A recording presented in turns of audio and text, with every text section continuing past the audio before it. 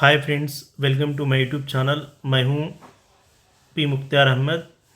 आज हम 9वीं कक्षा की पाठ्यपुस्तक में जो दूसरा पाठ है एवरेस्ट मेरी शिखर यात्रा में, इसके पहले मैं 2 वीडियो बना चुका हूं और तीसरा वीडियो और इस पाठ के जो आखिरी हिस्से में बारे में चर्चा करने जा रहे हैं। जब साउथ कोल से अंगदोर्जी और बचेंद्री पाल ऊंची चोटी पर निकल चुके थे और निकलने के बाद की परिस्थिति किस तरह है। बिना ऑक्सीजन से अंगदोर्जी निकलते हैं और बिना रस्सी के साथ जो बचेंद्री पाल अंगदोर्जी के साथ निकल पड़ी थी। जमे हुए बर्फ़ की सीधी व ढलाऊ चट्टानों इतनी सख्त और बुरी थी मानो शीशे की चादरें बिछी हो। हमें बर्फ़ काटने के फावड़े का इस्तेमाल करना ही पड़ा और मुझे इतनी सख्ती से फावड़ा चलाना पड़ा जिससे कि उस जमे हुए बर्फ़ की धरती को फावड़े के दांत काट सके। मैंने उन खतरनाक स्तरों पर हर कदम अच्छी तरह सोच समझकर उठाया। यहाँ देखिए, जो बर्फ़ सीधी डराव यानी जो शिखर पर चल रास्ते में जो बर्फ़ रहता है आड़ी तिरछी और गड्ढे और ऊंचे रहते हैं और कुछ जगह शीश के तरह यानी कांच की तरह साफ रहते हैं। इस तरह इस जगह में जो पहाड़ा जो खुदाई करने का मिट्टी खोदने का एक पहाड़ा रहता है जो लोहे का, उस पहाड़े से उस ग्लेशियर यानी बर्फ़ को साफ करना है और सोच समझकर आगे जाना था। 2 घंटे से कम समय में ही हम शिखर कैंप पर पहुंच गए। अंगदोर्जी ने पीछे मुड़कर देखा और मुझसे कहा कि क्या मैं थक गई हूँ। मैंने जवाब दिया नहीं, जिसने सुनकर वे बहुत अधिक आश्चर्यचकित और आनंदित हुए। उन्होंने कहा कि पहले वाले दल ने शिखर कैंप पर पहुंचने में 4 घंटे लगाए थे और यदि हम इसी गति से चलते रहे तो हम शिखर पर दोपहर 1 बजे तक पहुंच जाएंगे। जब साथ में जो अंगदोर्जी था सामने बढ़ते बढ़ते हुए पीछे मुड़ा और बचेंद्री पाल से कहा, क्या आप थक चुकी है? नहीं, 2 घंटे में आधा सफ़र पा चुके थे। वो कहता है, अंगदोर्जी, इसके पहले दल यहाँ तक पहुँचने में 4 घंटे कर दिए हैं। हम इसी तरह चढ़ाई करेंगे, दोपहर 1 बजे तक हम चोटी पर पहुँच जाएंगे। लहटू हमारे पीछे पीछे आ रहा था और जब हम दक्षिणी शिखर के नीचे आराम कर रहे थे वह हमारे पास पहुंच गया। थोड़ी थोड़ी चाय पीने के बाद हमने फिर चढ़ाई शुरू की। लहटू एक नायलॉन की रस्सी लाया था, इसीलिए अंगदोर्जी और मैं रस्सी के सहारे चढ़े, जबकि लहटू एक हाथ से रस्सी पकड़े हुए बीच में चला। उसने रस्सी अपनी सुरक्षा की बजाय हमारे संतुलन के लिए पकड़ी हुई थी। लहटू ने ध्यान दिया कि मैं इन ऊंचाइयों के लिए सामान्यतः आवश्यक 4 लीटर ऑक्सीजन की अपेक्षा लगभग 2.5 लीटर ऑक्सीजन प्रति मिनट की दर से लेकर चढ़ रही थी। मेरे रेगुलेटर पर जैसे ही उसने ऑक्सीजन की आपूर्ति बढ़ाई, उससे महसूस हुआ कि सपाट और कठिन चढ़ाई भी अब आसान लग रही थी।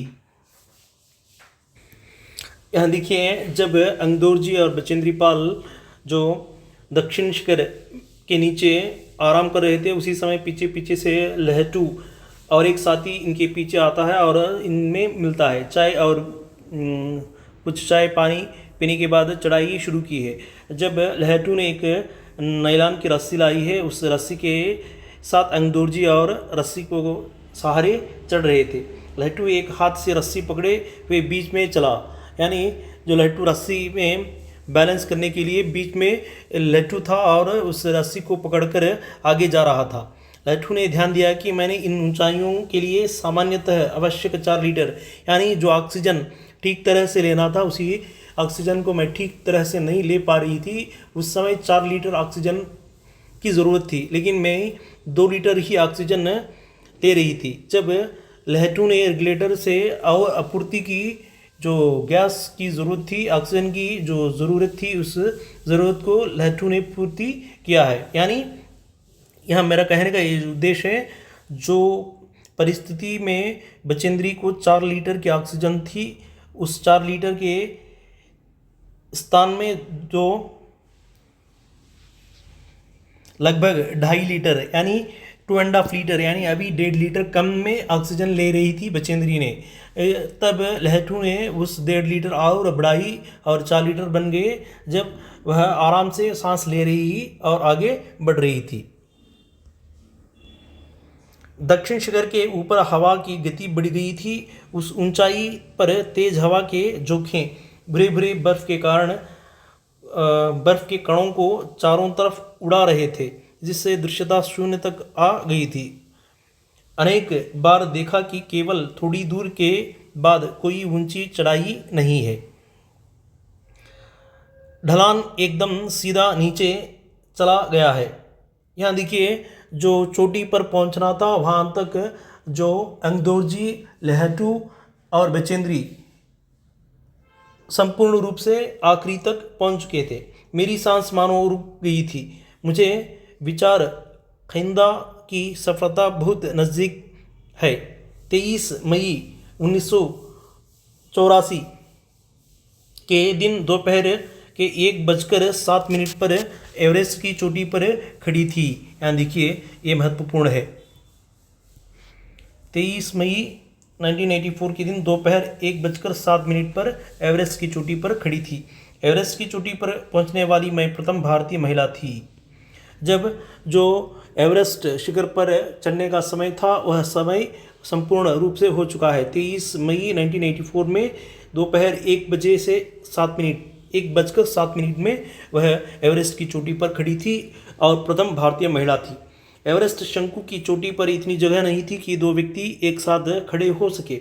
चारों तरफ हजारों मीटर लंबी सीधी ढलान को देखते हुए हमारे सामने प्रश्न सुरक्षा का था। हमने पहले बर्फ के फावड़े से बर्फ की खुदाई कर अपने आप को सुरक्षित रूप में स्थिर किया। इसके बाद मैं अपने घुटनों के बल बैठी बर्फ पर अपने माथे को लगाकर मैंने सागर माथे के ताश को चुंबन किया।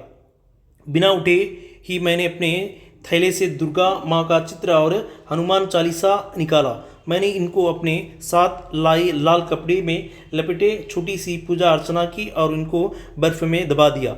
आनंद के इस क्षण में मुझे अपने माता पिता का ध्यान आया। यहाँ देखिए, जब आखिर चोट पर पहुँच जाते हैं, जब बचेंद्री पाल ने अपने घुटनों में से ही यानी उस जगह दो व्यक्ति एक साथ नहीं खड़ पाते हैं, इसलिए बचेंद्री ने घुटनों पर ही जो फावड़े से खड़ने की तैयारी करी थी है और अपने बैग से जो दुर्गा माता की और हनुमान चालीसा की निकाल कर एक छोटा सा पूजा अर्चना करती है और बर्फ़ को छू लेती है। यानी सागर माता को ताज से चुंबन करती है पहले और दुर्गा माता को हनुमान चालीसा को निकाल कर लाल कपड़े में उस बर्फ़ के ढेर में दबा देती है। इस क्षण को अपने माता पिता को याद कर धन्य कहती है मन में ही मन में। जैसे मैं उठी, मैंने अपने हाथ जोड़े और मैं अपने रज्जू नेता अंगदोर्जी, यहाँ देखिए, जो मैंने अपने हाथ जोड़े और मैं अपने रज्जू नेता अंगदोर्जी के प्रति आदर भाव से झुकी। अंगदोर्जी ने जिन्होंने मुझे प्रोत्साहित किया और मुझे लक्ष्य तक पहुंचाया। मैंने उन्हें बिना ऑक्सीजन के एवरेस्ट की दूसरी चढ़ाई, अंगदोर्जी दूसरी चढ़ाई करते हैं बिना ऑक्सीजन के, उन्होंने मुझे गले से लगाया और मेरे कानों में फुसफुसाया, दीदी तुमने अच्छी चढ़ाई की, मैं बहुत प्रसन्न हूँ। यह बात अंगदोर्जी ने बचेंद्री पाल को कहता है। कुछ देर बाद सोनम फुल्जर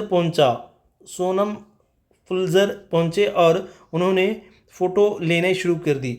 इस समय तक लहटू ने हमारे नेता को एवरेस्ट पर हम चारों के होने की सूचना दे दी थी। तब मेरे हाथ में वाकी टाकी दिया गया। कर्नल खुल्लर हमारी सफलता से बहुत प्रसन्न हुए थे। मुझे बधाई देते हुए उन्होंने कहा, मैं तुम्हारी इस अनूठी उपलब्धि के लिए तुम्हारे माता पिता को बधाई देना चाहूँगा। वे बोले कि देश को तुम पर गर्व है और अब तुम ऐसे संसार में वापस आओगी जो तुम्हारे अपने पीछे छोड़े हुए संसार से एकदम भिन्न होगा।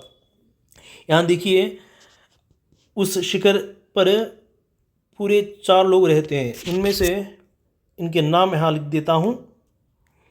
यानी पहला आता है अंगदोर्जी, और दूसरी बचेंद्री, और तीसरा आता है लहटू, और चौथा आता है सोनम फुलझर। सोनम फुलझर, यह चार। सोनम फुलझर फ़ोटो खींचता है, लट्टू वाकी टाकी से कर्नल खुल्लर को समाचार दे देता है, और कर्नल खुल्लर ने बचेंद्री से कहता है, मैं तुम्हारी इस अनूठी उपलब्धि के लिए तुम्हारे माता पिता को बधाई देना चाहूँगा।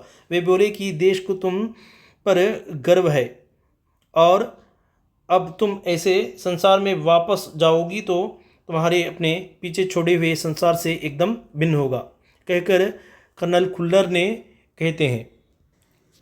जो कर्नल खुल्लर ने बचेंद्री के बारे में इस तरह कहता है, इस तरह जो बचेंद्री पाल की मेरी एवरेस्ट शिखर यात्रा संपूर्ण रूप से पहुंच चुकी है। यानी जो बचेंद्री पाल ने जो एवरेस्ट पर 23